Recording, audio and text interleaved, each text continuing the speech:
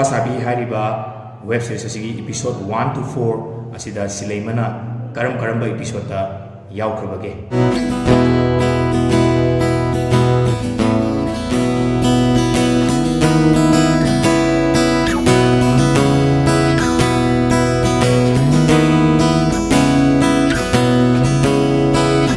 Episode 1 dagina 4 po asida akoigi singer ama yawi.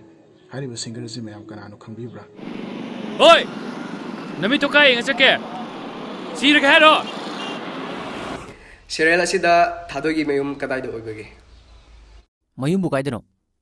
Kwakeithel gi Thiyam Leikai dani. Thikadar angau harga mau khangdab leitramni. Nupa Sabi series sida akoigi lead role oriba adum character ko myamna khabiramani Michael gi masam se blonde oibasi sidagi black olakpasi karamba episode tagi no ma. Akoi taw hapuje samna gaje adumai tawri khara fajare yeng yare dana. Ten kam ni bai. Hoine khitang ga ungtena kathaladi fajarne ba. Chada thum Hangkhiba episode to karamano.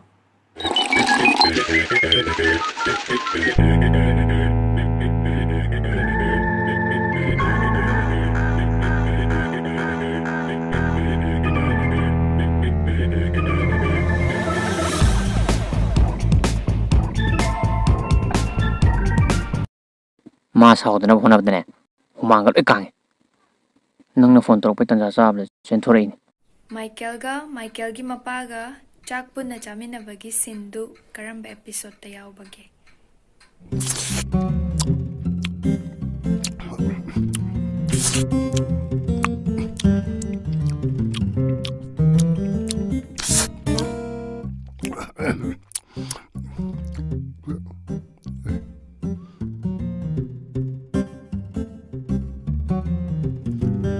Michael Karam episode ta handkerchief ta powder hakibage.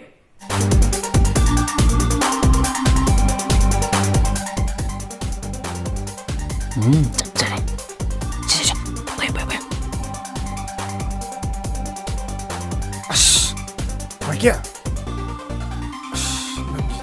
angang ngam kira dile tumile Pabung Joy Vidyana husu phawda karamba episode singda yaukrabage.